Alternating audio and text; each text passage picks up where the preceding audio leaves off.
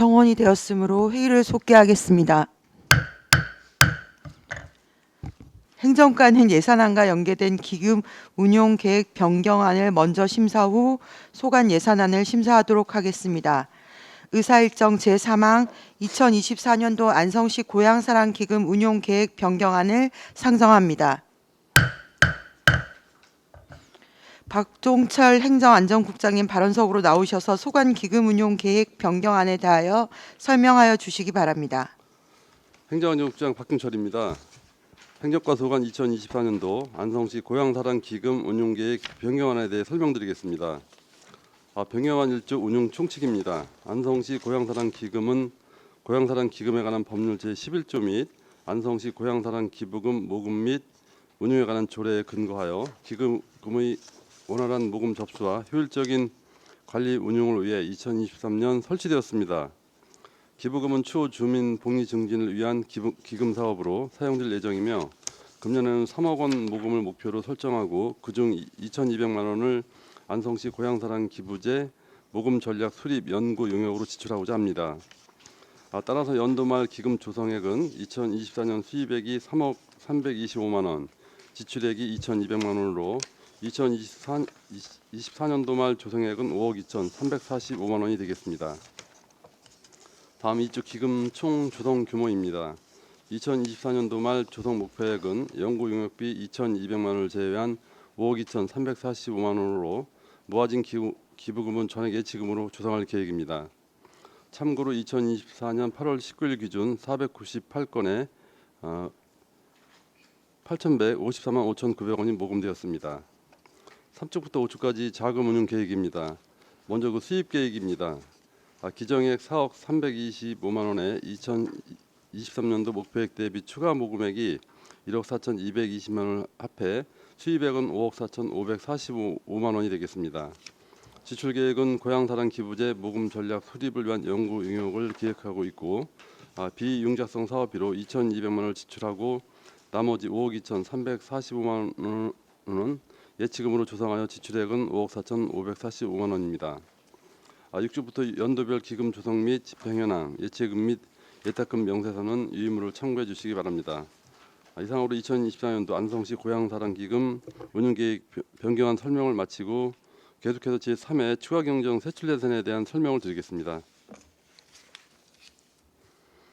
올해 행정과 기정 예산액은 359억 7,961만 3천 원으로 근본 추경에 255만 원을 감액하여 359억 7,706만 3천 원으로 편성하였습니다.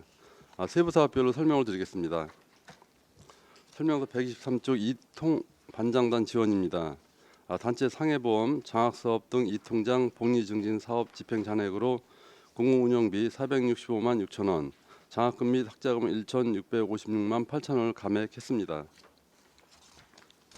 다음 설명서 125쪽 전화금융사기 예방을 위한 시민감시단 지원은 전화금융사기 피해 예방 및 근절을 위해 시민감시단을 지원하는 인건비로 집행잔액 1,021만 5천 원을 감액했습니다.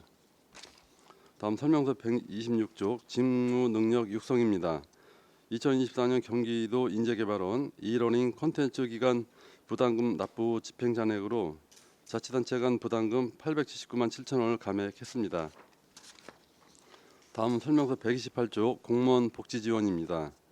공무원 국외 벤치마킹 및 해외 연수, 상위기관 포상 연수 등에 필요한 여비 지원을 위해 국외 업무여비 4천만 원을 추가 계상했습니다. 다음은 설명서 130쪽 보안관리입니다. 청사 주차관제 시스템 패널 교체 보수공사 집행 잔액으로 공공운영비 170만 원을 감액 편성했습니다. 다음 설명서 132쪽 공무원 연구관리공단 전출입니다. 올해 1, 2학기 대여 학자금 납부 집행 잔액으로 공무원 연구관리공단 경상 전출금 61만 4천 원을 감액하였습니다. 이상으로 행정과 소관 2024년 제3회 추가경정 예산에 대한 설명을 마치겠습니다. 감사합니다. 네, 박종철 행정안전국장님 수고하셨습니다. 전문위원 검토 보고는 기배부된 검토 보고서로 가름하고 질의 답변을 실시하겠습니다. 배석하신 관계 공무원께서는 발언이 필요한 경우 위원장으로부터 발언권을 얻으신 후 즉위 성명을 말씀하시고 발언해 주시기 바랍니다. 위원님들께서는 궁금하신 사항에 대하여 질의해 주시기 바랍니다. 네, 이관실 의원님. 네, 이관실 의원입니다. 페이지 125페이지인데요. 전화 금융사기 예방을 위한 시민 감시단 지원입니다. 요게 보니까 인건비가 한 분께 지금 삭감이 되는 내용인가요?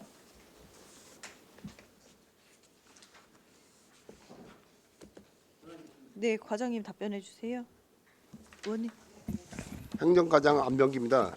한 명분 인건비가 감액되는 것들이 아니라 그분들이 전부 그 12분을 고용을 했는데 중간중간 휴가 가거나 이러면 거기서 나오는 잔액입니다. 집행잔액. 아, 그러면 이게 잔액인데 이게 12월 달 것까지잖아요. 네네. 그죠? 그러면 지금 상반기를 계산했을 때 빠진 금액이 향후에 얼마나 되는 12월까지 건가요? 썼을 때 예상되는 잔액을 삭감한 겁니다. 아, 네, 알겠습니다. 그리고 123페이지 이통 반장단 지원에서 이통장 자녀 장학금이 있는데요. 요것도 그러면 2,100만 원이 지금 감액이 됐는데 이것도 어떻게 해서 이 금액이 나온 거죠? 과장님, 팀장님 말씀드릴까요? 네, 행정팀장 장진수입니다. 저희가 이장 정원의 15% 정도로 이제 예산을 삼아놨고요. 그 상반기에 보니까는 전 신청을 받아보니까 24분이 신청을 했습니다. 그래서 중학교 11명, 고등학교 9명, 대학교 4명 해갖고요. 총 지급한 게 1,163만 2천 원입니다. 그래서 혹시 몰라서 180만 원 정도 잔액을 남겨놓고 나머지는 감액을 하는 상황입니다. 그러면 지금 한 이장님들 한 74명분 거를 지금 준비를 하신 모양이에요? 네, 저희 조례상에서는요 이장 정원의 15% 내외로 이렇게 이제 예산에 반영하게끔 네네. 그렇게 돼 있는데 실제로 저희가 접수 받아 보니까요 많이 없어갖고요. 그래서 일부 감액을 하는 겁니다. 그러면 이제 이거는 하반기에도 받으실 분들이 있는 건가요? 하반기에도 없어갖고요. 저희가 혹시 몰라서 이제는 중학교 1명, 고등학교 1명, 대학교 1명 그래서 이제 180만 원 정도 잔액을 남겨놓고요. 네. 나머지는 이제 전액 감액을 하는 겁니다. 네. 근데 만약에 그거보다 더 많이 나오게 되면 어떻게 하나요? 그럴 일은 없을 것 그럴 같습니다. 일은 없어요? 네네. 네. 알겠습니다. 이상입니다. 예, 또 다른 질의하실 의원, 예, 최승혁 의원님. 네, 추승혁 의원입니다. 저도 이어서 이통 반장단 지원 좀 말씀드릴게요. 이 본예산 할 때 제가 분명히 말씀을 드렸습니다. 저희 지금 이 이장님들께서 연세가 있으셔서 이거 지원받는 대상이 그렇게 많지 않으실 거라고 본다. 이 예산이 조금 과하다고 그때 제가 한번 말씀을 드린 적이 있었는데 어쨌든 이렇게 조금 좀 많이 남았어요. 사실 뭐 절반 정도 남은 거잖아요. 어쨌든. 그래서 이 부분을 우리 이장님들 자녀에 대해서 지원하는 거는 저는 적극 찬성인데 이 지원 금액을 늘리든지 어차피 많은 분이 안 계시나요? 지금 올해도 뭐 20 몇 분이라고요? 예, 24명이면 내년 내후년 점점 더 줄어들 거란 말이에요. 물론 저희 공도는 조금 연령대가 좀 이장님들이 좀 낮다고는 하지만 그래도 그 숫자가 많을 거라고는 저는 보지 않는데 이렇게 된다면 올해 해봤으니까 내년에는 지원 금액을 조금 늘리든지 그 어떤 방법을 조금 찾아야 될 것 같다 이런 말씀을 좀 드릴게요. 이 3천만 원도 지금 못 쓰는 상황인데 이 사업을 계속 지속을 할 거라고 하시면 지원 금액을 대폭 조금 늘려서 정말 좀 확실하게 좀 지원을 할 수 있는 방향으로 가는 게 맞지 않나라는 의견을 좀 드리는데 어떻게 생각하십니까, 국장님? 의원님 말씀하신 거 저희가 충분히 한번 검토해서 뭐 금액을 늘리든지 아니면 좀 예상액을 정확히 좀 산출하도록 하겠습니다. 네, 어쨌든 잘 검토해서 이번 본 예산에는 조금 다른 방향으로 지원 금액을 조정하든지 해주셨으면 좋겠습니다. 네, 이상입니다. 예, 또 다른 질의하실 의원님 계실까요? 네, 정천식 부의장님. 네, 정천식 의원입니다. 공무원 복지 지원에서 요 4천만 원 구개비 세웠잖아요. 예, 어느 부서가 어디 갈 예정이죠? 좀 약간 이건 첨단산업관인데 나중에 그쪽 받으실 때 좀 설명을 좀 드리시는 게 좋고 좀 약간 보안 성격이 있어서 지금 이 아, 자리에서 그래요? 공개적으로 말씀드리기 좀 그렇습니다. 예. 알겠습니다. 예, 또 다른 질의하실 의원님 계십니까? 더 없으신가요? 저 고향사랑 기금에 대해서 좀 여쭙고 싶은데요. 이게 23년 몇 월부터 시작한 건가요? 네, 행정팀장 장진수입니다. 23년도 1월부터 시작을 했습니다. 모금을. 1월부터 시작해서 23년도에 2억 4,200 조성한 거고 네네. 올해 연도에 2,200 지출을 하지만 어쨌든 2억 8천 조성을 한 거네요. 목표로 삼고 있고요. 현재로 한 8천만 원 정도 모금을 했는데요. 대개 12월 달에 이제 몰려서 모금이 많이 들어옵니다. 아, 지금까지는 8천만 원 네, 정도. 지금 8천만 원인데 12월 달에 거의 8, 90%는 12월 달에 들어오기 때문에요. 연말정산 때문에 저희가 이제 금년 목표는 3억으로 잡고 있습니다. 아, 그 5년 내에 15억 조성이 목표라고 하셨잖아요. 그럼 이 5년이 28년도가 되는 건가요? 네, 그렇습니다. 그럼 연도별로 한 3억씩은 모금이 돼야 되는. 네네. 지금 저희 경기도에서 이거 모금 수준이 어느 정도 되나요? 저희는 현재 1위로 알고 있습니다. 1위요? 네네. 아, 7월 말 기준 해서는 평균 내보니까 1위로 하고 있습니다. 지금까지는 1위고 지난해는 4위였어요. 4위. 아, 네, 연말에 이제 저 수원시나 대도시 같은데 많이 기부하는 바람에 저희가 계속 1위를 유지하다가 연말에 4위로 떨어졌어요. 아, 예, 연말을 좀 봐야지 좀 정확한 데이터가 나옵니다. 4위도 굉장히 높은 수준인데 그 비결이 어디 있다고 생각하시는 건가요? 네, 말씀해 네, 주십시오. 행정팀장 장님수 저희는 전 일단은 홍보를 많이 했고요. 답례품이 저희가 이제 다채롭습니다. 그래서 이제 답례품을 많이 선호를 하시는 것 같습니다. 아, 답례품 선호도가 높다. 네네. 근데 어쨌든 4위 정도면 높은 성적인데 용역을 통해서 구체적으로 어떤 결과를 어떤 걸 부분을 저기 밝히고 싶으셔서 용역을 예, 과장님 말씀하십시오. 행정과장 안병기입니다. 저희가 용역을 주는 이유는 이게 법 제도가 2023년부터 시행이 됐고 그리고 2024년에 법이란 게 좀 일부 많이 변경이 됐습니다. 저희가 이게 고향사랑 기부제가 일본에서 시행한 제도를 도입하는 건데 그동안 고향사랑 기부제가 좀 엄격하게 규제가 많았는데 2025년부터 점점 규제가 풀리고 또 하나는 뭐냐면 그동안에 이 사이트가 이 행안부의 사이트만 활용을 했었는데 향후에는 8월이나 9월 정도 되면 민간 사이트도 개방을 해갖고 민간에 일본 같은데 민간 사이트가 더 활성화돼 있거든요. 저 행안부 자료보다는 사이트보다는 그러다 보니까 거기에 맞춰서 저희가 법이나 제도에 거기에 맞춰갖고 용역을 주면서 또 하나는 답례품이 발굴도 중요하지만 그다음에 개발이나 유통 이런 문제들 같이 들어갈 때 효과가 있어서 답례품 개발 문제라든가 또 하나는 그동안 저희가 시행을 안 했는데 지정기부 제도가 있습니다. 어떤 목표를 어디에 쓸 것인가 지정을 해놓고 모금을 하는 방식이 있는데 올 말부터 해서 내년까지는 그런 지정기부제에 대해서 중점적으로 이제 모금을 할 예정인데 거기에 대한 용역을 전략 용역을 수립하는 겁니다. 용역은 그럼 언제 끝나는 건가요? 올 말까지 저기 끝나는 걸로 해서 지정 기부제를 올해 하려고 하면 어떤 사업을 할 건지에 대한 결정이 있어야 되는. 네네 이건 어디서 위원회에서 결정하나요? 그렇죠. 그리고 일단은 저기 어떤 사업을 할 건가 좀 발굴도 하고 이게 어느 사업이 효과적일까 뭐 이런 것들 전반적으로 안성시에 맞는 지정 기부제를 하려고 준비 중입니다. 예, 이 지정 기부제라는 게 굉장히 지역 특색 살릴 수 있는 좋은 또 기회가 될 수도 있을 것 같아서 네네. 네, 잘 그 연구 용역 결과 도출되시면 저희들도 좀 알려주시고 해주시면 감사하겠습니다. 하나 더 질의드리면요, 전화금융 사기 예방 위한 시민 감시단 이거 매년 이렇게 하고 있는 거잖아요.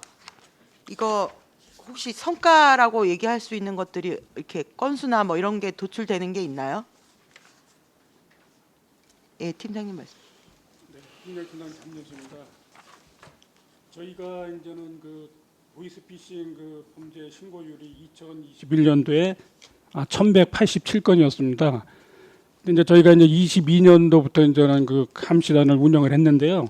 2022년에는 그 813건으로 31%가 감소가 됐고요. 작년에는 이제 718건으로 12%가 이렇게 감소된 효과가 있습니다. 어쨌든 이렇게 보이스피싱 신고 자체가 줄어드는 것이 이 시민 감시단의 네, 역할이 그 있기 때문에 역할도 있다고 봅니다. 금융기관에서 계속 근무를 하시는 거잖아요. 네, 12명이 이제 저기 공도지구대하고 중앙지구대 이렇게 나눠갔고요. 금융기관에서 하루에 3시간씩 12시에서 이제 3시 사이가 가장 많이 이제 발생을 하거든요. 그때 중점적으로 근무를 하고 있습니다.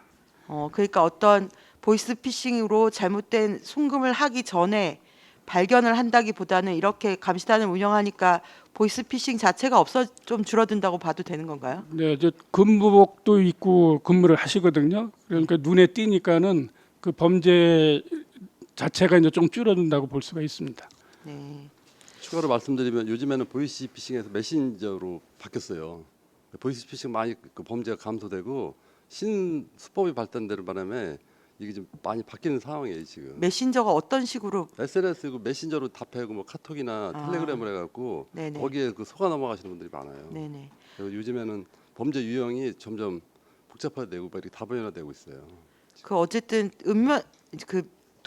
도시 지역보다는 농촌 지역 어르신들이 많이 좀 노출이 될 것 같아서 그런 쪽으로 역량을 좀 더 배분을 해주면 좋지 않을까 하는 의견이 있습니다. 네, 알겠습니다. 이상입니다. 또 질의하실 의원님들 계신가요? 네. 더 이상 질의가 없으시므로 행정과 소관 예산안에 대한 설명 및 질의 답변을 모두 마치겠습니다. 행정과 공직자 여러분 수고하셨습니다.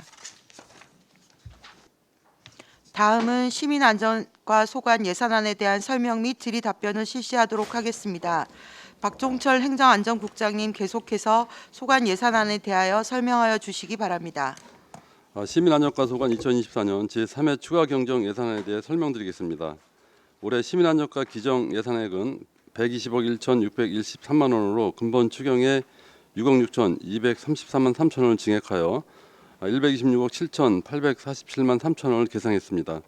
세부 사업별로 설명을 드리겠습니다. 설명서 135쪽 안전환경 조성 사업은 생활환경 내 산재한 오염 요인을 사전에 발굴 해소하기 위한 사업으로 도비 보조금으로 실시하고 있습니다. 경기도에 2024년 사업비 신청 당시 중대 시민재해 컨설팅으로 신청하였으나 2024년 안전계획 수립 시기에 맞춰 컨설팅을 실시하기 위해 2023년 4회 추경 예산으로 편성하고 사업 완료했습니다. 해당 사업비는 노후화된 삼중면 유련마을 어린이 놀이터를 보수하고자 하며 이를 위해 사무관리비로 편성된 예산을 시설비로 재편성하고자 편성하였습니다. 다음 설명서 137쪽 지역 자율방재단 활동 지원입니다. 재해구호 교육기관을 통해 재해구호 정책의 이해 및 체계적인 구호 활동 실무 능력 향상을 위한 재해구호 인력 양성을 위해 교부받은 도비보조금 90만 원을 계상했습니다. 다음은 설명서 139쪽 폭염 대책비입니다. 폭염에 대한 피해를 예방하기 위한 사업으로 읍면동 폭염 취약계층에게 폭염 예방 물품을 지원하기 위해 교부받은 도비보조금 4,480만 원을 계상했습니다. 다음 설명서 141조 재난재해 긴급조치 및 응급복구입니다. 폭염에 대한 피해를 예방하기 위한 사업으로 공공발주 사업장, 농업인, 폭염 취약계층에게 폭염 예방 물품을 지원하기 위해 도비보조금 8,300만 원을 계상했습니다. 설명서 143쪽 자연재해 대응 능력 강화 사업입니다. 자연재난 대책 추진 담당자의 사기 진작 및 재난 대응 역량 강화를 위한 벤치마킹을 위해 특별기업세 1억 2,500만 원을 계상했습니다. 설명서 145쪽 1중 2지구 풍세생활권 종합정비 사업입니다. 1중면 1원의 내수 침수 방지와 지방하천 및 소하천의 하천 개수, 산사태 우려 지역에 대한 사방댐 정비, 소규모 공공시설에 대한 정비를 포함한 복합적 지구 개선 사업으로 3억 원을 추가 편성했습니다. 설명서 147쪽 호흡 피해 응급 복구비 지원입니다. 7월 18일 호흡 피해로 인한 공공시설물 응급 복구 비용으로 1억 8천만 원을 계상했습니다. 설명서 149쪽 민방위 시설 유지 관리입니다. 양성중학교 내 전기 모자 분리를 통하여 전력을 공급받던 비상급수 시설이 양성중학교의 태양광 패널 신규 설치에 따른 방학 기간 잉여전력 판매로 인하여 양성중학교로부터 전력 공급이 어려워져 비상급수 시설 전력 공급을 위한 신규 전력 인입공사 사업비 1천만 원을 계상했습니다. 다음은 설명서 151쪽 사회복무의원 복무관리 행정지원입니다. 병무청의 2024년 배정인원 보직으로 지출이 예상보다 감소하여 사회복무위원 보상금 2억 6,951만 4천 원을 감액 편성했습니다. 설명서 153쪽 사회복무위원 복무관리 전환사업입니다. 병무청의 2024년 배정인원 증가로 지출이 예상보다 증가하여 사회복무위원 보상금 1억 7,967만 6천 원을 추가 계상했습니다. 다음 설명서 155쪽 반환금 기타입니다. 2023년 국도비 보조사업 집행 잔행 및 발생이자 반납금 2,973만 9천 원을 반영하는 사항으로 예산 설명서와 같습니다. 이상으로 시민안전과 소관 2024년 제3회 추가경정 예산안 설명을 마치겠습니다. 감사합니다. 박종철 행정안전국장님 수고하셨습니다. 전문위원 검토 보고는 배부된 검토 보고서로 가름하고 질의 답변을 시작하겠습니다. 배석하신 관계 공무원께서는 발언이 필요한 경우 위원장으로부터 발언권을 얻으신 후 즉위 성명을 말씀하시고 발언해 주시기 바랍니다. 위원님들께서는 궁금하신 사항에 대하여 질의하여 주시기 바랍니다. 질의하실 의원님 안 계신가요? 네, 정천식 의원님. 네, 정천식 의원입니다.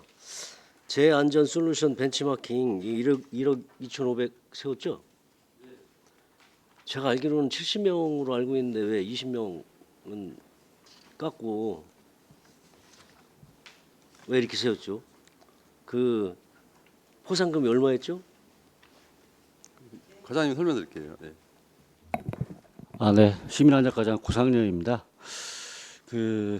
저희가 이 벤치마킹비가 작년도 2023년도 전 행안부에서 실시한 여름철 풍수의 종합 평가라는 게 있습니다. 근데 거기서 전국 226개 지자체 중에 최우수 기관으로 선정이 돼가지고 상사업비 부상으로 2억 5천만 원을 타온 상황입니다. 그 중에서 50%인 1억 2,500만 원을 편성하였습니다. 제가 알기로는 그 부서에 관계되는 사람이 한 70명으로 알고 있거든요. 연면동까지 다 합쳐서 20명은 빼고 이제 50명만 가게 됐는데 이거 20명 같이 보내주는 게 어때요? 같이 노력해서 다 원래는 한 80명 가량 돼요. 연면동하고 부서별 시민안전과 포함하면 80명 가량 되는데 지금 시 예산 사정상 저희가 좀 약간 좀 어렵다는 것을 좀 아니 부서에서 열심히 노력해서 따왔는데 이왕이면 같이 보내주는 게 낫지. 그래서 이번에 40명 가고 다음에 또 이제 기회가 되면 나머지 또 이렇게 연차적으로 이렇게 순번으로 가는 걸로 이렇게 좀 해보려고 합니다. 그래요, 알겠습니다. 네, 또 질의하실 의원님 계십니까? 안 계신가요? 저 일죽 재해 복구 사업이요. 풍수의 생활권 종합 정비 사업 이게 지금 총 사업비 여기는 3억 원으로 나왔는데 이게 전체 사업비는 얼마죠? 예, 과장님 답변. 네, 시민안전과장 고상렬입니다. 일지기지구 풍수의 생활권 정비 사업이 저희가 2022년도에 이쪽 일죽 지역하고 의원님들 잘 아시다시피 동부권에 어마어마한 폭우가 쏟아져서 일중면 신흥리 일원입니다. 신흥천이라고 지방하천이 있는데 아직 하천이 개수가 안 돼 있는 그런 지역이다 보니 이곳이 그때 당시에 상당한 침습 피해를 많이 입었습니다. 그래서 저희가 관련 부서에서 이 부분을 부분 어떤 수해 복구를 했을 경우에 어떤 효과가 떨어지고 또 예산도 좀 낭비가 되는 것 같아서 행안부에다가 공모 신청을 했습니다. 이 지역이 한 175 평방미터 정도 되는데 총 사업비는 한 410억 원 정도 됩니다. 작년도에 공모 신청을 해서 거의 확정은 됐는데 아직 확정 공문이 시달은 안 된 상태이고 한 연말쯤에 12월쯤에 확정될 예정입니다. 그 확정이라고 보면 되는 거죠. 그렇습니다. 410억 원은 다 그러면 국비가 오는 건가요? 국비가 410억에서 한 70%가 국도비입니다. 70%가 국도비고 나머지는 11호 예, 매칭을 그렇습니다. 해야 되는 거고 이게 공사 끝나면 언제가 될까요? 저희가 이제 그래서 이번에 저희 한 410억 정도 총사비면은 설계비가 38억 정도가 되거든요, 위원장님. 근데 이제 설계비가 너무 과하다 보니까 또 내년도 본 예산에 이거를 다 잡았을 때에는 그만큼 공사 기간도 늘어지고 해서 일단은 설계를 추진하기 위해서 이제 3억 원을 편성을 한 거고요. 아무래도 좀 최대한 빨리 끝나면 한 2028년도 정도 좀 예상하고 있습니다. 아, 네. 어쨌든 굉장히 큰 금액 투자해서 근본적으로 수해 피해가 없도록 하기 위한 사업인 거잖아요. 네, 그렇습니다. 예. 국비도 제때 내려와야 되는 거고 네. 그 계획을 잘 세워서 어쨌든 이 사업이 걸쳐져 있는 28년도까지는 그 주변 그 해당 지구는 개발 행위 같은 게 제한이 된다고 들었거든요. 예, 그렇습니다. 지금 지구 지정을 해놓은 상태입니다. 네네. 하여튼 최대한 빨리 사업이 진척이 될 수 있도록 신경 써주시면 감사하겠습니다. 예, 최선을 다하겠습니다. 네네. 또 질의하실 의원님들 안 계시죠? 네, 그러면 더 이상 질의가 없으시므로 시민안전과 소관 예산안에 대한 설명 및 질의 답변을 모두 마치겠습니다. 시민안전과 공직자 여러분 수고하셨습니다. 다음은 세정과 소관 예산안에 대한 설명 및 질의 답변을 실시하도록 하겠습니다. 박종철 행정안전국장님 계속해서 소관 예산안에 대하여 설명해 주시기 바랍니다. 세정과 소관 2024년 제3회 추가 경정 예산에 대해 설명드리겠습니다.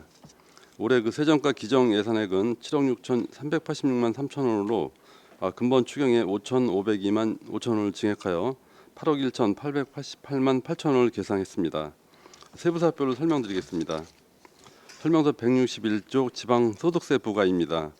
지방소득세 신고센터 도움창구 운영기간 단축에 따른 도움창구 안내도우미 인건비 잔여분 497만 5천 원을 감액했습니다.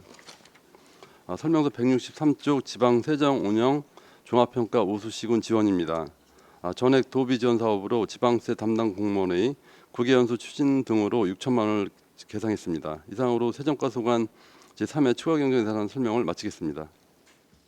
네, 박종철 행정안전국장님 수고하셨습니다. 전문위원 검토 보고는 기배부된 검토 보고서로 가름하고 질의 답변을 실시하겠습니다. 배석하신 관계 공무원께서는 발언이 필요한 경우 위원장으로부터 발언권을 얻으신 후 직위 성명을 말씀하시고 발언해 주시기 바랍니다. 위원님들께서는 궁금하신 사항에 대하여 질의하여 주시기 바랍니다.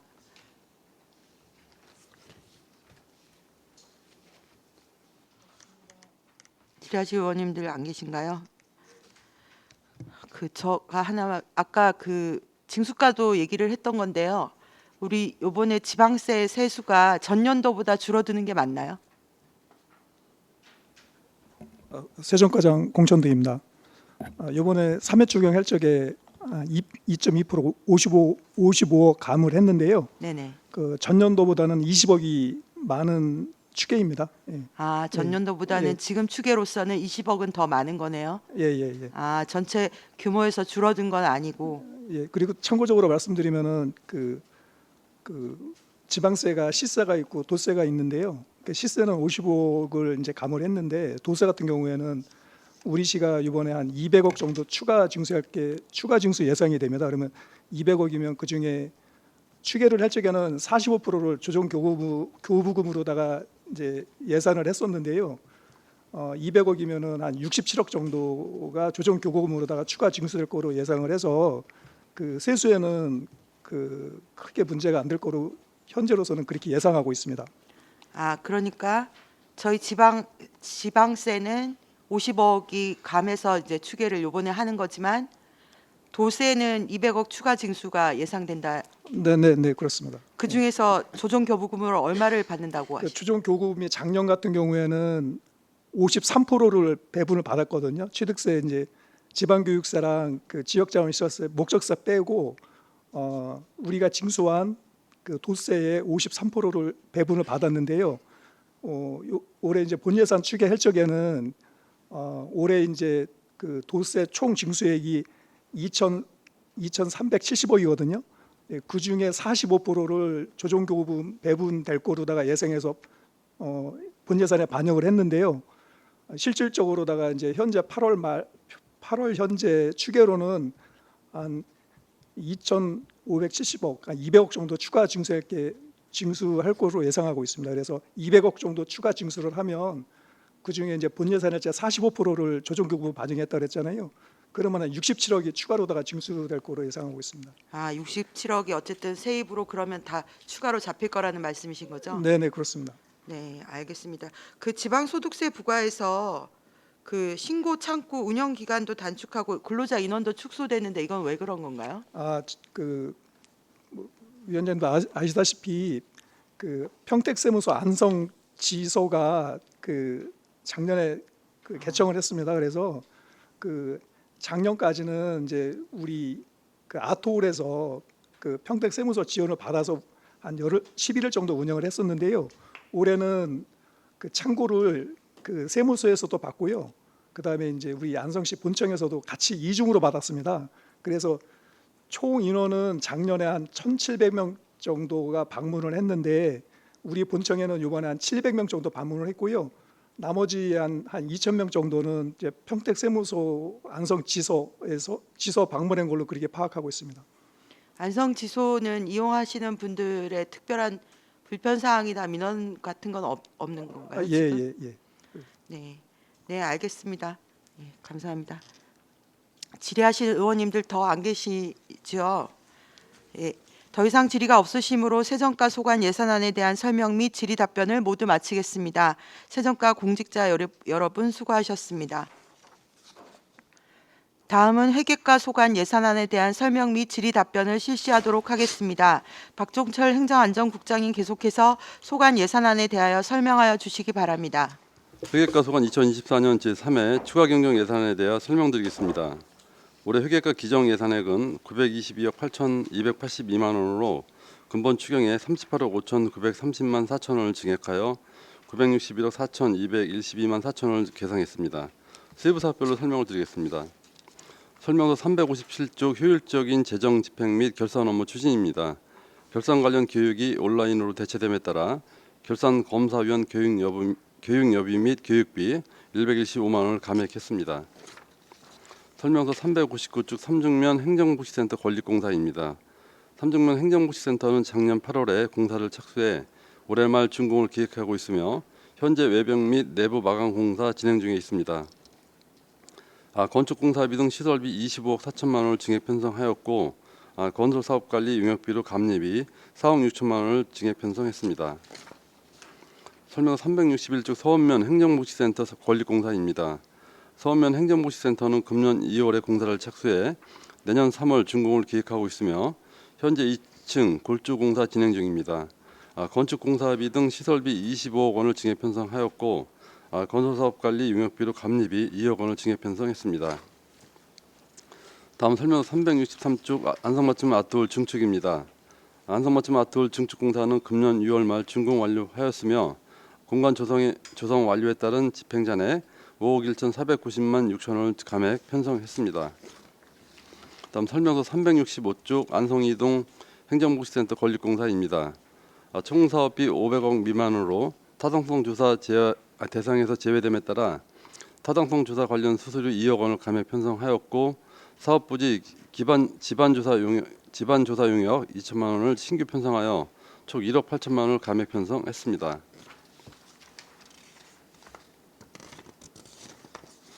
다음 설명서 367쪽 청소년 수련관 건립 사업입니다. 청소년 수련관 건립 사업은 금년 4월 말 준공 완료하였으며 보험료 정산 및 건설사업 관리 용역 정산 등 공사 준공에 따른 집행잔액 2억 6천 124만 1천 원을 감액 편성했습니다. 설명서 369쪽 안성맞춤 공감 체육센터 건립 사업입니다. 안성맞춤 공감 체육센터 건립 사업은 금년 4월 말 준공 완료하였으며 공사 준공에 따른 보험료 정산 등 집행잔액 6억 8,483만 3천 원을 감액 편성했습니다. 다음은 설명서 371쪽 낙원동 주거지 주차장 주성 사업입니다. 낙원동 주거지 주차장 주성 사업은 금년 4월 말 준공 완료하였으며 공사 준공에 따른 보험료 정산 등 집행잔액 1억 9,856만 6천 원을 감액 편성했습니다.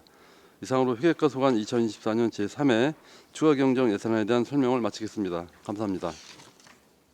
박종철 행정안전국장님 수고하셨습니다. 전문위원 검토보고는 배부된 검토보고서로 가름하고 질의답변을 실시하겠습니다. 배석하신 관계 공무원께서는 발언이 필요한 경우 위원장으로부터 발언권을 얻으신 후 직위성명을 말씀하시고 발언해 주시기 바랍니다. 위원님들께서는 궁금하신 사항에 대하여 질의하여 주시기 바랍니다. 네, 박근배 의원님. 박근배 의원입니다. 국장님 설명하실 때 확인을 한 번 더 하고 싶어서 질의를 드리는데요. 그러니까 이동사무소, 이동행정복지센터 건립공사 관련된 겁니다. 타당성 조사에서는 지반 조사로 바뀌었거든요. 그 과정이 500억으로 들었는데 최초에는 사업계획 하실 때는 그걸 모르셨다가 뒤늦게 사업계획이 변경되면서 알게 된 겁니까? 한 번만 더 설명 좀 부탁드리겠습니다. 예. 자세히 과장님이 설명드리겠습니다. 예. 네, 공공건축 팀장 한혁입니다. 당초 그 투자 심사 전에 500억 이상으로 검토를 하려고 했다가 그 투자 심사 검토하는 과정에서 그 타당성 조사를 하게 되면은 기간도 길어지기 때문에 500억 미만으로 조금만 줄이면 됐었기 때문에 500억 미만으로 검토를 하게 됐습니다. 당시엔 500억이 넘었습니까? 예, 500억 원이 살짝 넘었었습니다. 500 기억으로는 한 510억 정도, 520억 공기를 정도. 단축하기 위해서 일부러 줄이신 거죠? 공기 단축을 위해서? 사업 기간 네. 단축을 위해서 네. 그렇게 했었습니다. 지반 조사 용역하실 때요. 원래 지질 조사까지 같이 합니까 혹시? 예, 지반 조사, 지질 조사 같은 용어로 보시면 되실 것 같습니다. 지질 조사가 더 큰 개념이죠. 저희는 같은 개념으로 쓰고 같은 있습니다. 개념으로. 예. 그럼 지반 이제 용역 아직 실시 안 한 거죠? 예, 곧 들어갈 들어갈 겁니다. 예. 지금 그 위치가 지금 그 삼동 정확히 이제 제가 그 이 음식점 이름 못 말씀 못 드리지만 삼동 그쪽에 지금 옆에 부지가 돼 있는 거죠. 그 광시 예정 프로그레스 근처에 있습니다. 신동 아파트 아양택지 네, 그 신동 앞에 앞쪽에 신동 아파트 앞. 포밀리아 그쪽이 네, 그쪽입니까? 파밀리에 한전 변전소랑 그쪽. 네, 맞아요. 맞죠? 그 옆에요. 예. 네. 그럼 이 지질 조사, 지반 조사는 언제 정도 예정이 됩니까? 시작하면? 3회 추경 끝나고 바로, 바로. 그 용역 착수를 하게 되면은 며칠 안 걸립니다. 그 한 3, 4일 정도 실제 조사는 한 3, 4일 정도 걸리고요. 이 보고서까지 나오는 데는 한 2주 안에는 나올 것 같습니다. 원래 500억이 넘게 되면 타당성 조사를 하게 되는데요. 그 타당성 조사 같은 경우는 기일이 많이 걸립니까? 예, 많이 걸립니다. 한 대략? 7개월, 7개월. 7개월에서 한 10개월 정도 그 그럼 정도. 그 감안해서 이제 7개월 정도 단축을 하신 거네요. 어떻게 보면 공사 기간 그렇게 전체 포함해서요. 그렇게 볼 수도 있을 것 같습니다. 알겠습니다. 네, 이상입니다. 네, 또 다른 질의하실 의원님 계신가요? 질의하실 의원님들 안 계십니까? 그 회계과에서 지금 행정복지센터 몇 군데 지금 짓고 계시는 거죠? 네, 말씀해 주십시오. 예, 현재 그 삼중면 행정복지센터가 지금 올 여기 내년도 1월달 준공을 목표로 하고 있고요.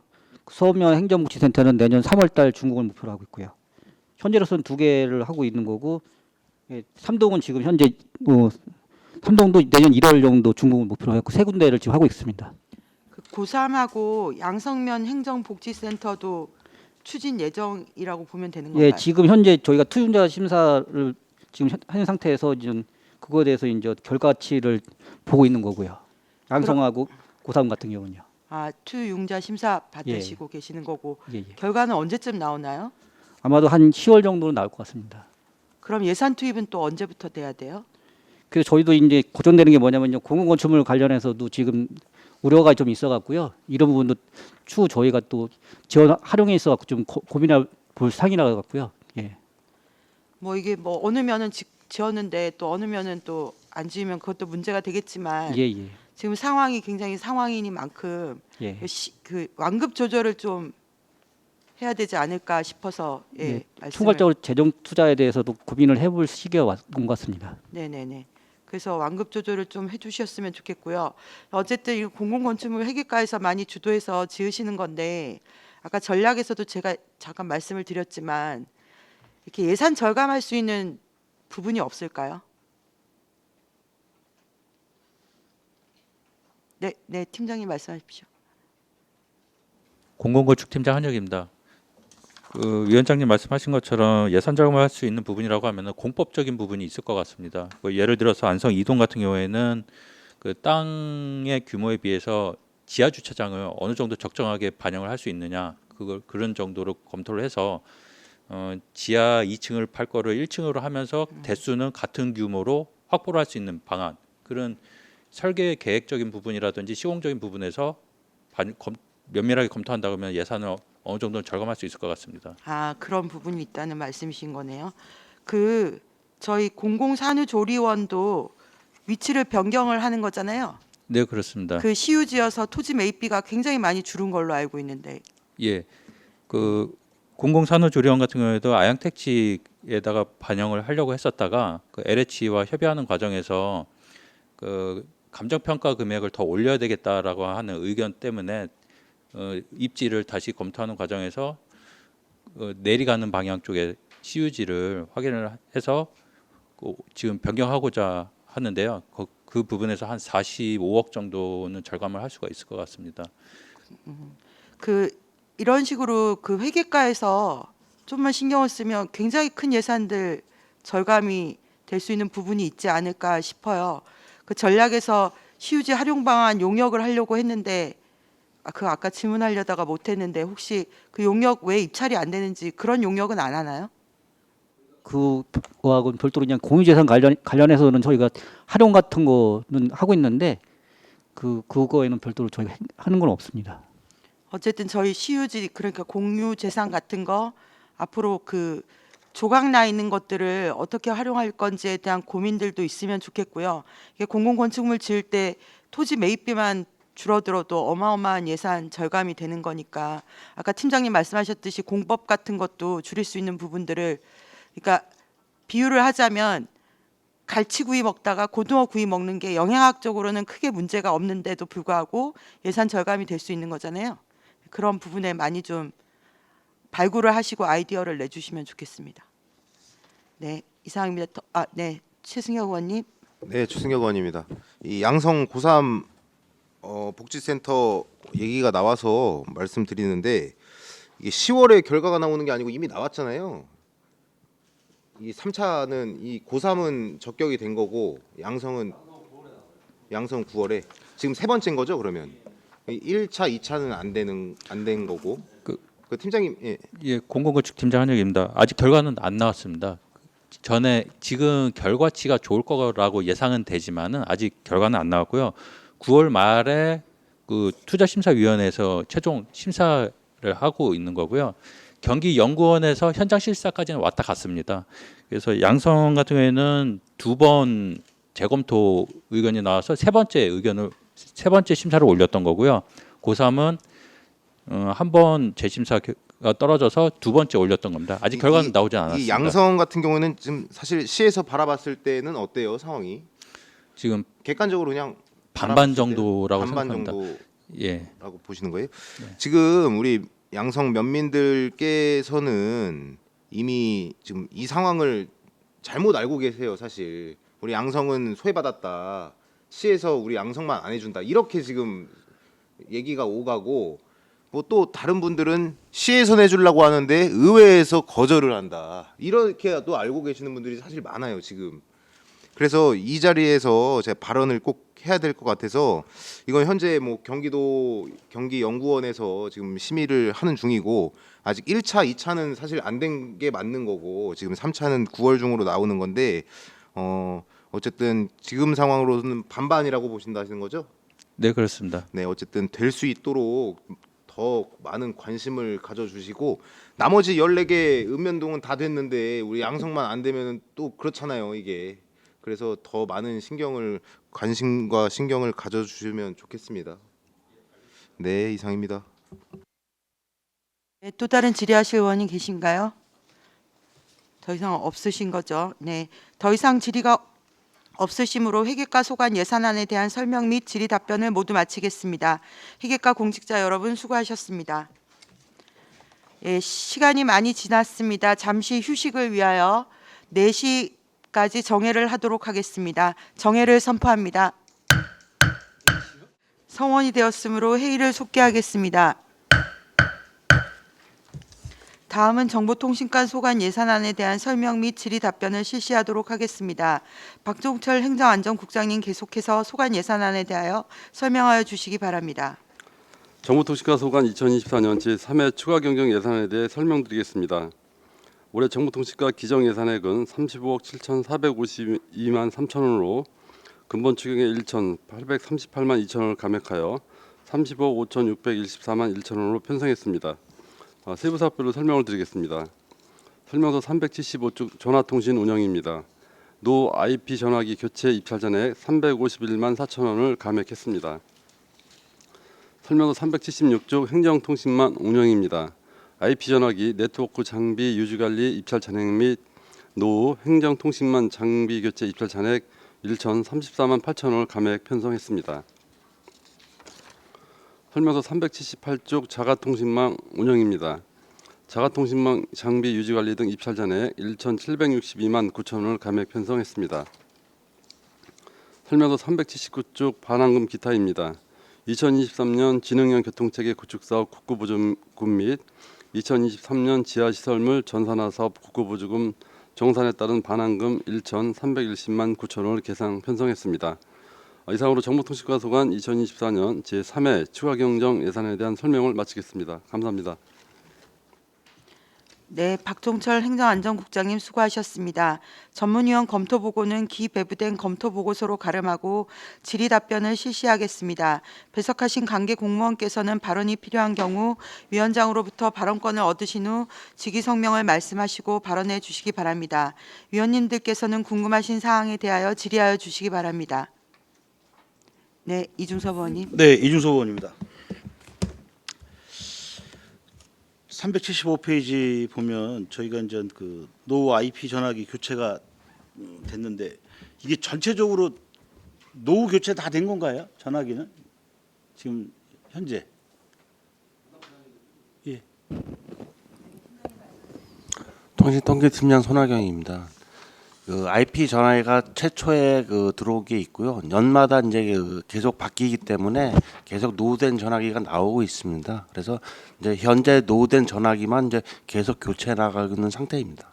그럼 말씀하신 거는 연마다 해마다 계속 교체 사업을 하고 있는 건데, 예. 그러면 지금 보면 2억 한 5천 정도 이렇게 예산을 잡고 하고 있는 것 같은데 계속 이 정도 금액이 내년에도 이제 또 필요하다는 얘기잖아요. 이제 대개 보면은 그 전해에 이제 고장난 저 전화기 대수가 어느 정도 이제 나오고 있습니다. 그래서 그 현황을 파악해 가지고 꼭 그대로 계속 교체하는 건 아니고요. 그 정도 현황을 파악한 다음에 이제 필요하다고 하는 정도만 계상을 하고 있습니다. 그러면 저희가 작년에는 어느 정도 비용이 들어갔습니까? 작년에도 한 100대 정도는 했습니다. 비용은 이 정도 지금 말씀. 예, 금액은 정도. 지금 올해는 50대 한 거고요. 예. 작년에는 100대 정도 한 거고요. 그러면 그때는 한 4억, 5억 정도 했다는 얘기네.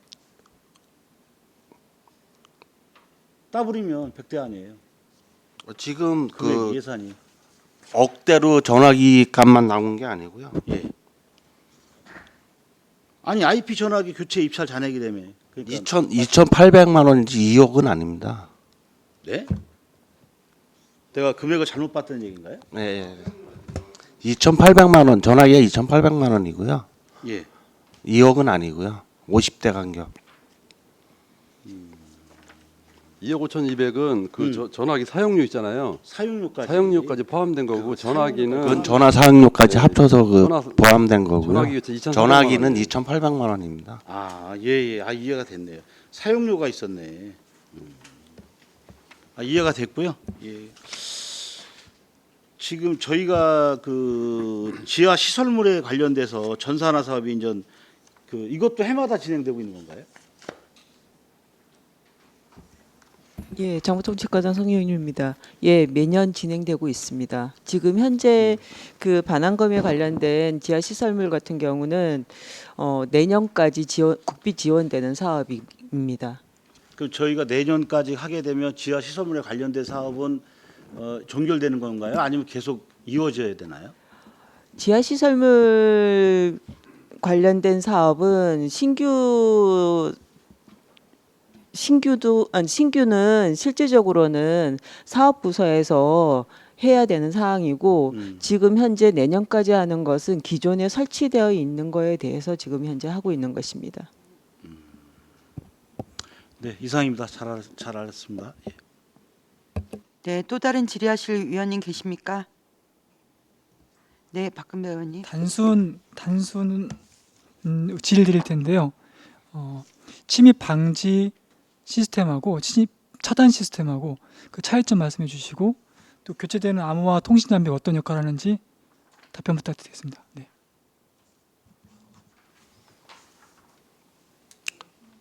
네, 통신통계팀장 손학영입니다. 침입 차단 시스템은 이제 감시 시스템이 있고요. 방지 시스템은 아예 이제 침입을 아예 방지할 수 있는 것까지 그 포함하는 시스템입니다. 그러니까 차단은 IDS 해가지고 이제 어떤 것이 흘러 들어오는지 차단에 관한 저기를 감시하는 거고요. 방지 시스템은 이제 그 침입에 따른 것까지 방지를 할 수 있는 그런 시스템이 이렇게 따로 분리가 돼 있습니다. 이중막이네요. 예, 차단, 그렇죠. 이중으로 이제 차단시키는 거네요. 그렇죠. 방지는 이제 침입의 방지 말고 차단. 마지막은 이제 방지가 이제 최대로 차단하는 예, 거예요. 그렇죠. 노후 암호화 시스템은 그럼 어떤 장비입니까? 그거는 이제 그 네트워크 통신을 할 때 일상적인 그 통신 시스템이 아니라 그걸 암호화 시켜가지고 도청이나 그런 거를 방지하기 위해서 전화 암호화하는. 관련해서만 그러면 해당되는 거네요. 전화 관련해서만 해당되는 겁니까? 아닙니다. 이거 네트워크입니다. 똑같이요. 예. 알겠습니다. 이상입니다. 네, 또 질의하실 위원님 계십니까? 네, 더 이상 질의 없으신 거죠? 네, 더 이상 질의가 없으시므로 정보통신과 소관 예산안에 대한 설명 및 질의 답변을 모두 마치겠습니다. 정보통신과 공직자 여러분 수고하셨습니다. 다음은 토지민원과 소관 예산안에 대한 설명 및 질의 답변을 실시하도록 하겠습니다. 박종철 행정안전국장이 계속해서 소관 예산안에 대하여 설명하여 주시기 바랍니다. 계속해서 토지민원과 소관 2024년 제3회 추가 경정 예산에 대해 설명드리겠습니다.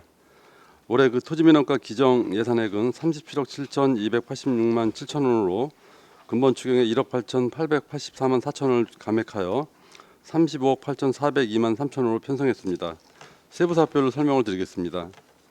설명서 383쪽 종합민원 행정 추진입니다. 민원 담당 공무원 업무 배상 공제 가입비 집행잔액 213만 7천 원과 무인민원 발급기 및 통합 증명 발급기 유지 보수비 집행잔액 326만 5천 원을 감액 편성했습니다. 설명서 385쪽 고객 만족 행정 구현입니다.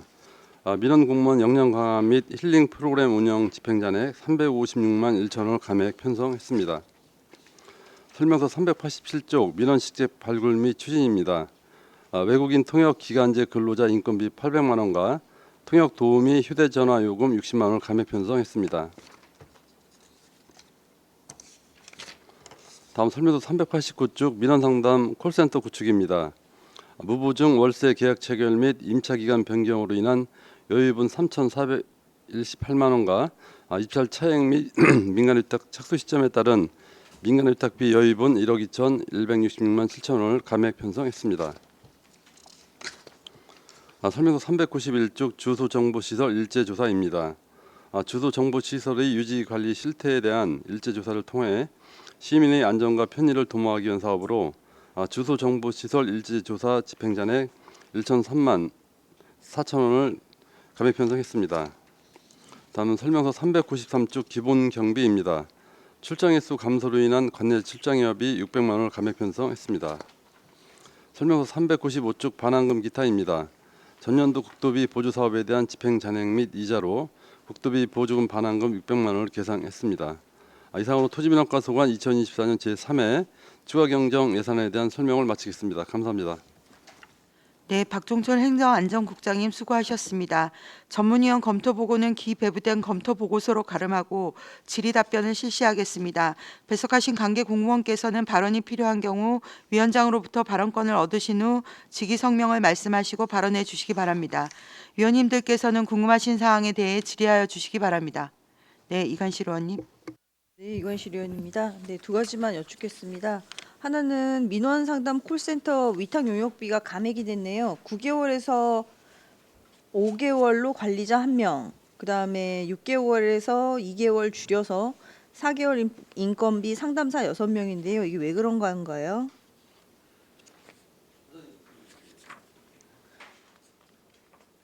네, 토지민원과장 권순광입니다. 저희가 당초 그 시스템 구축안이 지연되는 바람에 일정이 지연됐습니다. 그래서 개월 수가 아니요 늦어지는 바람에 인건비를 삭감하게 되는 거죠. 그러면 4개월이라 하면 8월부터 계산이 되는 건가요? 9월 달부터인가요? 8월부터 12월까지고요. QA는 8월 12월이고 상담사는 11월, 12월 두 달만 하는 걸로. 그럼 4개월 인건비를 감액. 예, 그러니까 예.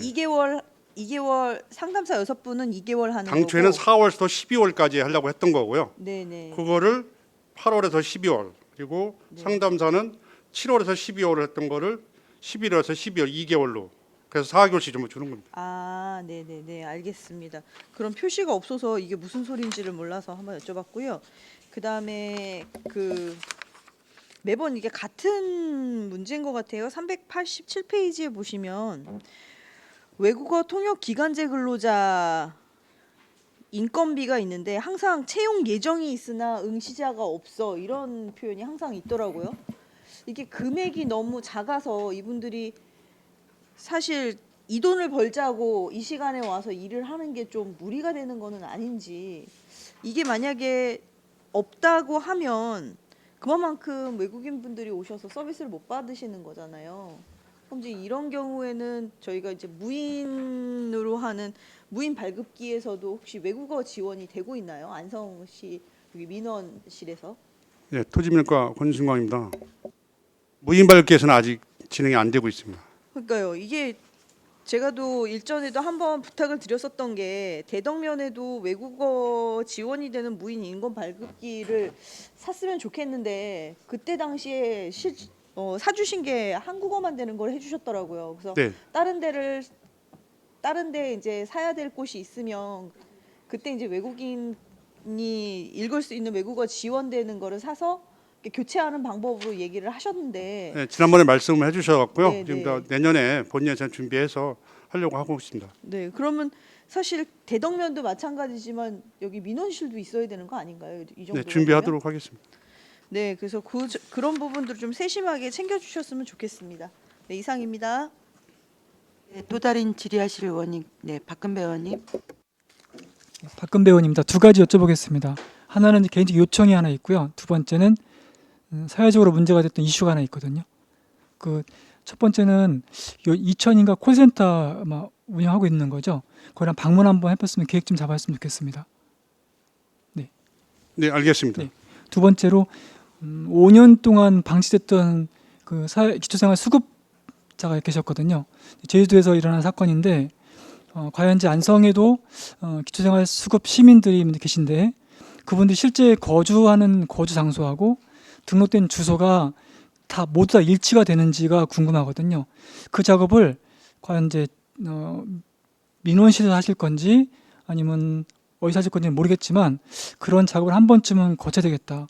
5년 동안 이제 공교롭게도 어르신이죠. 돌아가신 어르신인데 모텔이 이제 폐업을 하면서 이제 그 안에 사셨던 분인데 폐업하면서 공직자분들이 이제 방문을 못 하게 된 거죠. 실제로 그분은 수급자한테 끊겼습니다. 수급이. 그런데도 거기에 사시는 이제 주소 확인이 안 돼갖고 못 가신 경우거든요. 그럴 경우가 혹시 안성에도 있으면 안 되지 않습니까? 그런 측면에서 이제 한번 부탁을 드리는 겁니다. 그런 작업을 할 수 있는지 한번 일치되는 걸 한번 알 수 있습니까? 거주지와 또 실제로 주소 등록지하고 그게 가능하겠습니까? 수급자는 네, 저희가 복지정책과 희망복지팀에서 그 업무를 다루기 때문에 제가 그쪽에 좀 전달해서 좀 가능한지 좀 여부를 별도로 의원님께 말씀드릴게요. 네, 별도로 염려가 돼서 하는 거니까요. 예. 네, 고맙습니다. 예. 이상입니다. 네, 이관실 의원님. 네, 추가적으로 하나만 더 질문드리겠습니다. 일전에 면에서 이장단 회의가 있어서 한번 갔었는데요. 지금 여기 보니까 이제 391페이지에 보니까 주소정보시설 일제조사 뭐 이런 게 있더라고요. 근데 이거하고도 연관이 되는 건지는 모르겠습니다만 그 우리 안성시에 주소를 두고 계신 분들이 있고 그 주소지에 그분들이 사는지를 확인을 하는 작업들을 하더라고요. 이게 토지민원과에서 하는 일이 맞는 건가요? 네, 토지민원과장 권순화입니다. 그 주소를 등록하면 1년에 한 번씩 일제 조사하게 되어 있습니다. 실제 사는지 안 사는지. 네네. 그걸 매년 하고 있습니다. 아, 그렇군요. 그래서 그 조사를 보통은 누가 하게 되는 건가요? 실제 해당 읍면 주소지에서 하고 있습니다. 네, 근데 이제 읍면동에서는 이제 주소지에서 하는데 그걸 이장님들이 거의 일을 하시더라고요. 근데 이제 이장님들마다 이제 마을이 적은 데는 할 수는 있는데 아파트 있는 경우 뭐 예를 들면 뭐 대덕면 같은 경우 롯데캐슬 뭐 두 분이 계시기는 하는데 그 많은 인원을 다 체크를 하는 것도 힘들거니와 내리 같은 경우는 또 외국인을 살고 뭐 이러기 때문에 그게 굉장히 힘드신 것 같더라고요. 그래서 이거를 좀 방법을 좀 조였으면 좋겠다 그렇게는 얘기를 하는데 읍면동에서는 뚜렷한 어떤 해결책은 없는 것 같더라고요. 그래서 거기에서도 만약에 언어적으로 그렇게 도우미를 사용을 해서 이렇게 지원이 나갈 수가 있는 건가 한번 여쭤보는 겁니다. 네, 팀장님. 민호팀장 김수미입니다. 저기 1년에 한 번 하는 주민등록 사실조사는 그 기간이 한 5, 6개월 정도에 걸쳐서 하고 있는 걸로 알고 있고요. 그리고 행안부에서 지침이 그 이통 반장을 통해서 하게끔 내려오기 때문에 그분들이 하시는 걸로 알고 있고요. 아마 그런 어려움 정도는 해당 읍면동에서 조금 좀 보조를 좀 하는 걸로 알고 있습니다. 그럼 거기에 따른 예산 비용도 그러면 읍면동에서 알아서 해야 되는 건가요? 별도의 지원되는 예산은 없습니다. 예산은 없고. 네. 그럼 결과적으로는 이장님들이 못 하시는 경우도 있겠네요. 사실 그게 정확하게 될 수는 없겠네요. 조사가. 뭐 꼭 100% 정확하다고 말씀을 드리기는 좀 어려울 것 같지만 그래도 계속 꾸준히 하시던 해마다 하는 거라 아마 큰 문제는 없었던 걸로 여태까지 파악은 되고 있습니다. 네, 근데 이제 내리 같은 경우는 매년 같지 않아요. 그래서 그런 부분들은 특별한 지구가 있는지 한번 읍면동별로 한번 조사해 보시고 거기에 따라서 또 토지민원과에서 할 수 있는 역할이 있는지도 한번 체크해 봐 주셨으면 좋겠습니다. 알겠습니다. 네, 감사합니다. 네, 이준섭 의원님. 네, 윤석 의원입니다. 민원 상담 콜센터에 대해 여쭤보겠습니다. 그 사업 내용에 보니까 무보정이라고 하신 것 같은데 이게 저희가 워낙 기존에 지금 계약이 어떻게 돼 있습니까? 네, 토지민원과장 권순화입니다. 당초에는 우리가 협의할 때는 그 보증금 3천만 원 하기로 했었는데요. 그 이후에 저희가 또 협의하면서 공유재산 관리 심의도 받아야 되고 여러 가지 문제가 있다. 그래서 저희한테 그걸 배려를 해줘서 그러면 안 받겠다. 그래서 3천만 원을 지금 삭감하는 내용. 그러면 저 보증금은 안 받는 거고 쉽게 말씀은. 예. 그다음에 그러면 대신 월세가 더 인상됐나요? 월세는 지금 165만에서 175만 원 이게 부가세 포함해서 175만 원으로. 그 당초의 계약보다 보증금을 안 받는 대신 제가 말씀드리고 싶은 것은 임대료가 올라갔냐 이 얘기를 여쭤보는 거예요. 계약보다 10만 원이 올라갔어요. 10만 원. 정확히 말씀해 주세요. 네, 민원 콜센터 팀장 이상용입니다. 예산서에는 그 165만 원, 월세 165만 원으로 돼 있습니다. 그렇게 계상이 돼 있고요. 지금 현재도 부가세 뺀 게 165만 원입니다. 그러니까는 처음에는 정확히 임대인과 소통이 잘 안 돼 있었는지 이게 정확히 165만 원이 포함돼 저희는 165만 원이 포함돼 있는 거라고 부가세가 포함돼 있는 거라고 처음 임대인과 아니 정확히 말씀해 주셔야지 지금 당초 계약하신 거하고 지금 변경된 게 있을 거 아니에요. 그 애초에 165만 원은 지금 애초 계약은 160원이 부가세 포함이잖아요. 말씀하신 게 맞잖아요. 근데 지금 바뀌었다고 말씀하신 거 아닌가요? 제가 잘 이해를 못해서 말씀드린 네, 거예요. 토지민원과장 권순환입니다. 바뀐 건 아니고요. 예. 당초에 저희가 그 협의할 때는 예. 165만 원에 다 부가세 포함된 거로 판단했었는데 예. 지금 와서는 아니다. 거의 별도의 부가세가 별도 있던 거다. 그래서 지금 175만 원이 된 겁니다. 변경이라고 보기는 좀 어렵지 않나요? 그러니까 175만 원에서 지금은 아니 165만 원에서 165만 원. 175만 원으로 바뀐 건 맞잖아요. 아닌가요? 제가 해석을 못 하나요? 거기에 이제 부가세를 포함했냐 안 했냐 이 문제거든요, 사실. 근데 맨 처음에 그 건물주랑 얘기할 때는 저희는 이제 부가세가 포함되는 줄 알았는데 실제로 계약할 때 보니까 건물주는 부가세는 별도다 하니까 이제 10만 원이 부가세가 늘어난 거예요. 그러니까 전체 금액은 그 토의하는 과정에서 맨 처음에 못을 박았어야 되는데 네네. 거기 약간 좀 차이가 있었던 것 같아요. 아, 그 차이는 분명히 있는 거죠. 예. 예. 그러니까 제가 확인하느냐고 말씀드린 거고. 그러니까 지금 175만 원으로 부가세 포함해서 175만 원. 그렇죠. 이렇게 이해하면 되죠. 예. 근데 이게 무보증으로 지금 하시는 겁니다. 예를 들어서 상가를 임대차 하신 거고 저희가 지금 시설비가 얼마 들어갔습니까? 그쪽에?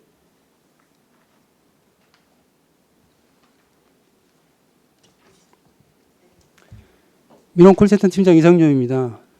건축, 통신, 전기, 리모델링비 8,500만 원 들어갔고요. 네. 거기에 이제 집기류 해서 한 1,000만 원 정도 더 들어갔습니다. 그래서 한 9,500만 원, 네, 그 정도 예산 들어갔습니다. 건 1억 정도 예산이 들어간 거잖아요. 저희 비용이 맞습니다. 9,500 정도. 네, 리모델링과 집기류 예, 구입을 합쳐서. 들어갔습니다. 네. 이게 상가 나중에 임대차 보호법에 보호를 받습니까? 무보증한 거와 지금 결론은 월세만 내시는 거잖아요. 무보증이라는 보증금을 안 냈다는 얘기고, 그러니까 계약서에 월세만 지금 내시는 거로 돼 있는 건데. 맞습니다.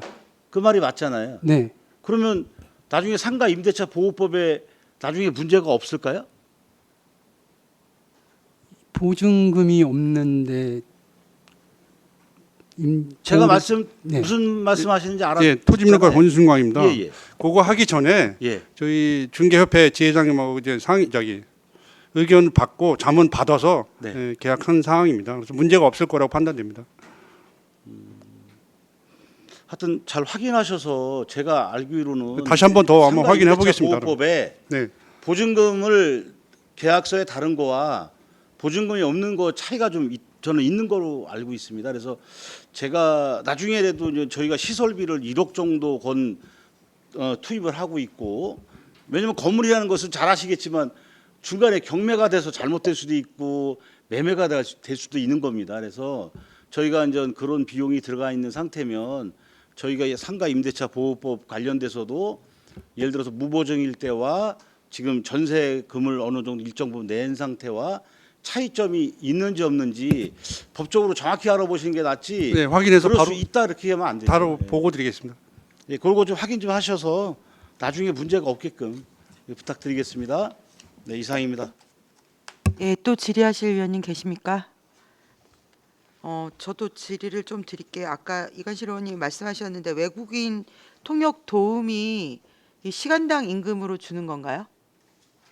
얼마를 주는 건가요? 토지민원과장 권순광입니다. 최저임금 정도로 알고 있습니다. 이거 네. 지금 이렇게 고용이 안 되면 임금을 아까 말씀드렸듯이 좀 올릴 수 있는 건가요? 임금을 올릴 수 있다. 그거는 어디에 법적으로 네 팀장님 말씀하십시오. 지금 현재 안성시 생활임금으로 지급을 하고 있고요. 이게 인원이 실제적으로 그 도우미를 채용을 해서 써보면 이분들이 하루 종일 무슨 상담이 필요하신 건수는 별로 없어요. 근데 이제 아무래도 이제 혹시 있을지 모르는 외국인을 위해서 이제 하는 건데 이분들끼리 이제 네트워크를 통해서 이분들이 있을 때 주로 방문을 하세요.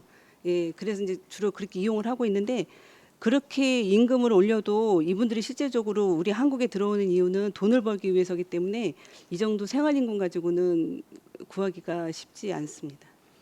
그 하루 종일 근무하는 게 아닌 거죠? 예, 그래서 3시간 주 15시간 이내로 하고 있습니다. 이 대안 대책이 좀 있었으면 좋겠는데 어쨌든 외국인 인구가 많아지는 상황이어서 좀 서비스 제공 면에서 네, 민원실에 있는 두 분은 러시아하고 중국을 하고 있는데요. 이분들이 비는 시간에는 저희가 다문화센터하고 또 MOU가 돼 있어서 예, 그분들하고 전에 연결을 해주고 있어서 지금 현재 공석에 아무 문제는 없습니다. 아, 네, 알겠습니다. 그리고 저도 궁금한 게 지금 민원 상담 콜센터 임차료가 그 최종액이 1,232만 원인 거잖아요. 이게 어떻게 계산이 이렇게 나오는 건지를 산출 근거 보시면 390페이지에 임차료 감액해서 원래 1,650만 원이었던 게 1,232만 원이 됐는데 산출이 어떻게 되는 건지 좀 설명 부탁드리겠습니다.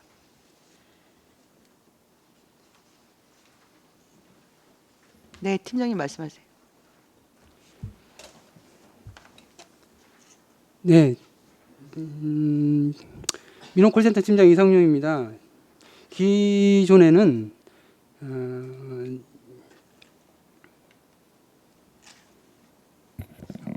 이게 175로 나와서 뭐가 계산이 돼야 돼? 네, 네. 기존에는 10개월이었었는데 네네. 그래서 7개월로 해서 금액 차이가 생기는 겁니다. 7개월에서 그럼 175만 원을 곱하면 되는 건가요? 예, 예.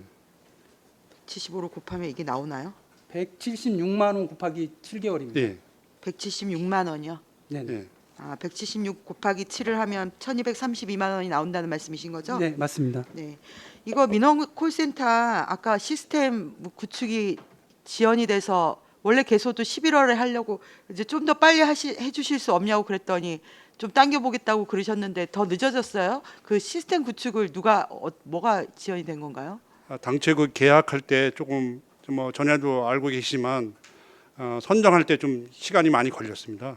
아, 그 기업을 선정할 예, 예. 네, 네 팀장님 말씀하십시오.